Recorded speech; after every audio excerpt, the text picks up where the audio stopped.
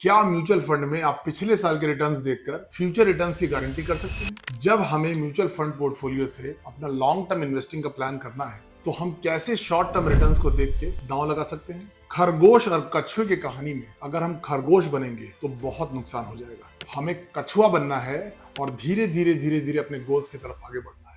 हमें अपने पोर्टफोलियो में बेस्ट रिटर्न्स के बजाय कंसिस्टेंट रिटर्न्स को टारगेट करना है। तो आखिर म्यूचुअल फंड के पोर्टफोलियो को कैसे बनाएं? मैं आज इस वीडियो में आपको म्यूचुअल फंड पोर्टफोलियो कैसे बनाना है वो बताऊंगा, और उस पोर्टफोलियो में म्यूचुअल फंड्स को कैसे हम सेलेक्ट करेंगे वो भी बताऊंगा। लेकिन इसके पहले अगर आपने इस चैनल को सब्सक्राइब नहीं किया है तो प्लीज इसको सब्सक्राइब करें, जिससे मैं आपको ऐसे ही क्वालिटी कंटेंट्स आगे भी लाके दे सकूं। आइए शुरू करते हैं।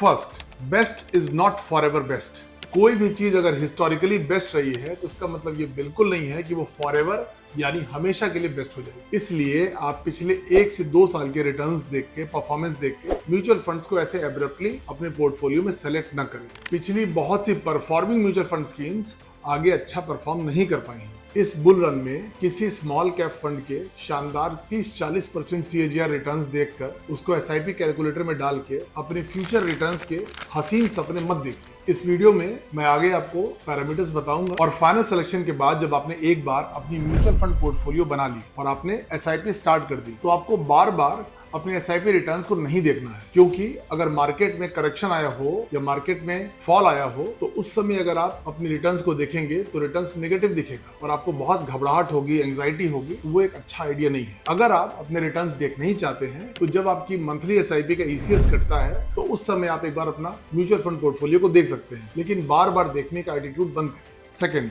Mutual fund versus benchmark performance. Mutual fund के परफॉर्मेंस को रिव्यू करने के लिए सबसे पहले हमें म्यूचुअल फंड के बेंचमार्क से कंपेयर करना पड़ेगा। सभी म्यूचुअल फंड का एक बेंचमार्क होता है जो कि उसका मैंडेटरी पैरामीटर होता है। अब यही बेंचमार्क के थ्रू म्यूचुअल फंड का फंड एलोकेशन होता है। आप देख सकते हैं कि बेंचमार्क के कंस्टिट्यूएंट्स अपने रिस्पेक्टिव इंडेक्स में लिस्टेड स्टॉक से मिलकर बना होता है और वो एक स्पेसिफिक कैटेगरी को रिप्रेजेंट करता है। जैसे BSE 100 बेंचमार्क के कंस्टिट्यूएंट्स BSE में लिस्टेड टॉप 100 कंपनीज के स्टॉक्स हैं और उनकी कैटेगरी है large cap funds. Similarly Nifty 100 में NSE में लिस्टेड टॉप 100 स्टॉक्स हैं जो लार्ज कैप कैटेगरी के हैं। उसी तरीके से आप देख सकते हैं अलग अलग बेंचमार्क के रिस्पेक्टिव कंस्टिट्यूएंट्स हैं जो उनकी रिस्पेक्टिव फंड कैटेगरी को रिप्रेजेंट करते हैं। एक बेंचमार्क में बहुत से म्यूचुअल फंड्स हो सकते हैं, लेकिन एक म्यूचुअल फंड में बहुत से बेंचमार्क्स नहीं हो सकते। तो आखिर बेंचमार्क का क्या इंपॉर्टेंस है?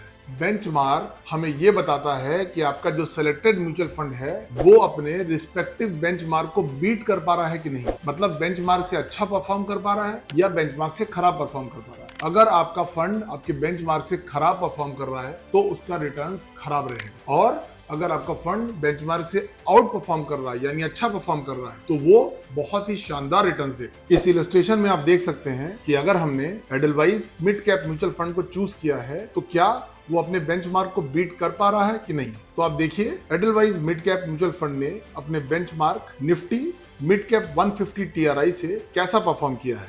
ग्राफ में ब्लू लाइन आपका म्यूचुअल फंड है और येलो लाइन इनका benchmark Nifty mid cap 150 TRI है।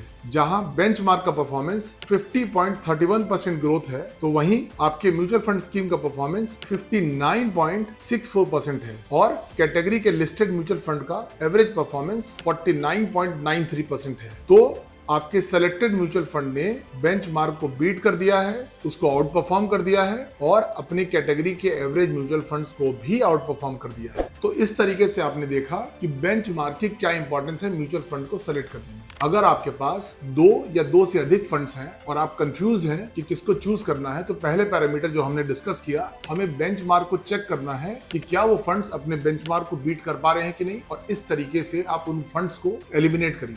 सेकेंडली, आप ये भी देखिए कि वो फंड्स क्या अपने कैटेगरी के एवरेज फंड्स को भी बीट कर पा रहे हैं कि नहीं, और अगर वो बीट कर पा रहे हैं तो आप उनको सेलेक्ट करिए। और एक इंपॉर्टेंट पॉइंट चेक करिए कि क्या आपके म्यूचुअल फंड ने एक लंबे टाइम फ्रेम में यानी 5 साल या 10 साल के टाइम फ्रेम में अपने बेंचमार्क को बीट किया कि नहीं और अपने कैटेगरी एवरेज को बीट किया कि नहीं। अगर इतने लंबे टाइम होराइजन में कंसिस्टेंटली आपके फंड ने परफॉर्म किया है, बेंचमार्क को बीट किया है, तो आप ये समझिए कि this is a good fund to select. Third, consider AUM size.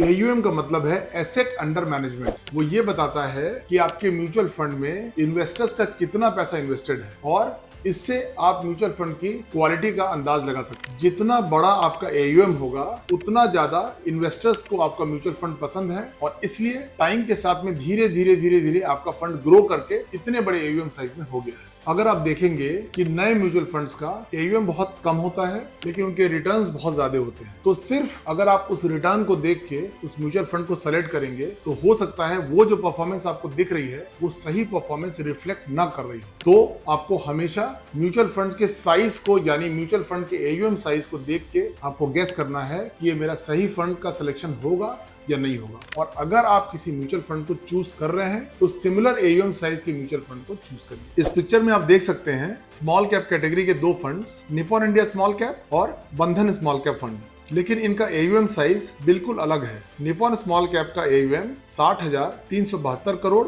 और बंधन स्मॉल कैप का AUM है 6,640 करोड़, जो लगभग 10 गुना है। इनकी लॉन्च डेट को देखिए तो निप्पॉन स्मॉल कैप 11 साल पुराना फंड है और बंधन सिर्फ 4 साल पुराना फंड। इनके परफॉर्मेंस कंपैरिजन को देखिए तो एक साल में बंधन स्मॉल कैप ने 76.48% और निप्पॉन स्मॉल कैप ने 51.2% का रिटर्न दिया है। तो आप आंख बंद करके बंधन स्मॉल कैप में नहीं इन्वेस्ट करिए, क्योंकि 3 साल के परफॉर्मेंस में 3% से ज्यादा रिटर्न से निप्पॉन स्मॉल कैप ने बाजी मार ली है और आपके पास बंधन स्मॉल कैप का 5 साल और 10 साल का परफॉर्मेंस डेटा है ही नहीं।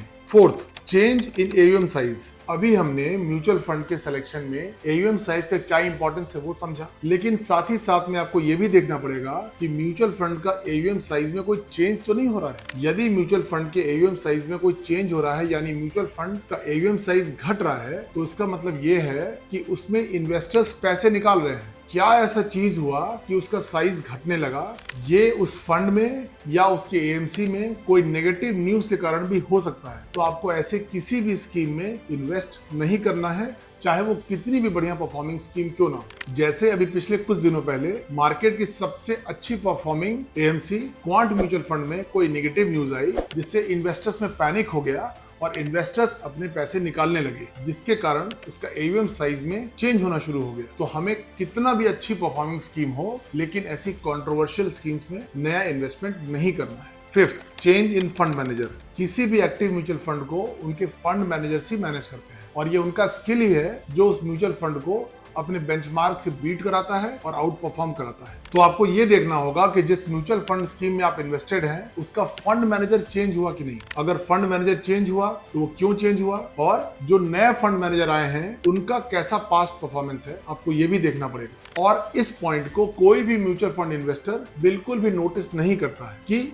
जब से उन्होंने इन्वेस्टिंग शुरू की तो उस फंड का कौन फंड मैनेजर था और इतने लंबे टाइम होराइजन में उस फंड का कौन सा फंड मैनेजर हुआ। हमको ये देखना बहुत जरूरी है, क्योंकि याद रखिए आपका फंड का फेट आपका फंड मैनेजर ही डिसाइड कर पाता है और म्यूचुअल फंड में फंड मैनेजर के चेंज होने से आपके म्यूचुअल फंड का परफॉर्मेंस में बहुत बड़ा इंपैक्ट पड़ सकता है। क्या आपके म्यूचुअल फंड के एक्सपेंस रेशियो में कुछ चेंजेस हुए हैं? अगर आपका म्यूचुअल फंड का एक्सपेंस रेशियो 0.1% से 0.2% इंक्रीज हो गया है और आपके फंड ने कंसिस्टेंटली परफॉर्मेंस दिया है, फिर तो ये चेंज जस्टिफाइड है। लेकिन अगर आपके फंड ने परफॉर्मेंस खराब की है और उसके बाद भी ये एक्सपेंस रेशियो बढ़ रहा है, तो फिर तो ये बिल्कुल भी अनजस्टिफाइड है। आपको इसको प्रॉपर्ली ट्रैक करना है। अगर आप एक्स्ट्रा एक्सपेंस रेशियो पे कर रहे हैं और आपका फंड खराब परफॉर्म कर रहा है तो आपको उस फंड से निकलना होगा। तो अगर आपके फंड ने over the period of time negative returns दिया है यानी खराब परफॉर्मेंस किया है और फिर भी वो अपने एक्सपेंस रेशियो को बढ़ा रहे हैं, इंक्रीज कर रहे हैं, तो ये बिल्कुल भी जस्टिफाइड नहीं है। सेवेंथ,